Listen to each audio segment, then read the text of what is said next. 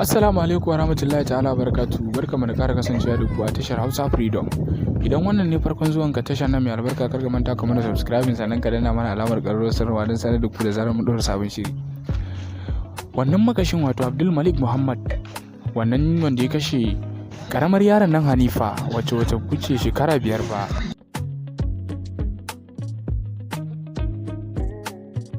A yau ne aka yi zaman kotunsa a jihar Kano, wanda har yanzu ba a gama tantance hukuncin da za a yanke mar ba, a yau ranar 2 ga watan 2 Fabrairu mai shekarar mu ta 2022.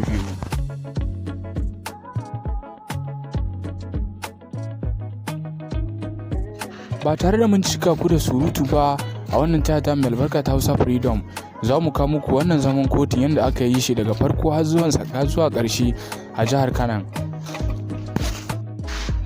Gashi nan kamar haka za mu saka muku shi akan wannan bidiyon da kuke kalla.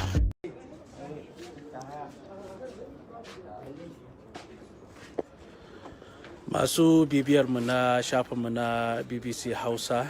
muna kawo muku wannan shiri. Yanzu haka ina gidan Murtala, kotu mai lamba 12, inda ake sa rai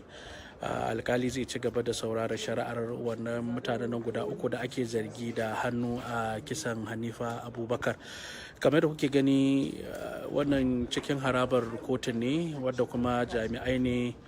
na tsaro, kama daga na gidan gyaran hali da na kula da shige da ficen al'umma ta immigration, wanda dukkaninsu su ne suke wannan waje dauke da makamansu, wanda kuma kamar yadda aka yi zaman a wancan karan,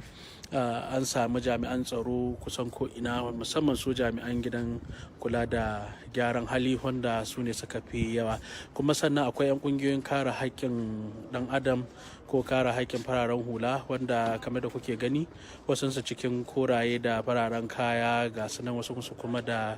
yanayin shigarsu kowannensu domin zuwa su ga me zai wakana a wannan kotu. Ni Khalifa Shehu Dokaji ni nake kasancewa tare da ku daga wannan kotu, wanda kuma tuni aka kawo su waɗanda ake zargi, wanda suna cikin wannan kotu a zaune. Sannan kuma ana cewa daga wasu bayanai da na tattara, ana saka ran cewa a yau za a karanta masa caji, bayan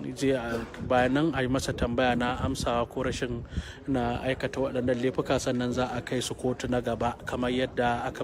sanar a zaman da ya gudana na wato wacan ko zaman farko da aka yi ran da aka gabatar da su. Kuma al'umma da dama musamman cikin ita harabar kotun ya kasance a cike, wanda da 'yan jaridu da su kansu jami'ai na ƙungiyoyin kare fararen hula da kuma na wanda dukkaninsu kamar da kuke gani nan cikin kotun ne, wanda dukkanin ƙungiyoyi na daban-daban wanda muka sanar da ku cewa suna cikin wannan guri, wanda har da ƙungiyar lauyoyi mata 'yan jaridu su ma sun zo domin kamar da suka ci alwashi. Wasu daga cikin kafafen yada labarai na cikin gida na Najeriya suka ambato su da cewa suna alwashi na cewa za su tabbatar da cewa sun bi wannan shari'a don ganin yadda za ta kasance, wadda kuma kowane lokaci ana jiran karasowar alkali domin a fara wannan shari'a. Kamar yadda na sanar da ku, ɗakin a cike yake tun da sanyin safiya, kusan suka yi wa wannan gida tsinke, wanda kuma ga su nan kamar da kuke gani al'umma ne daban-daban wanda tuni suka zo.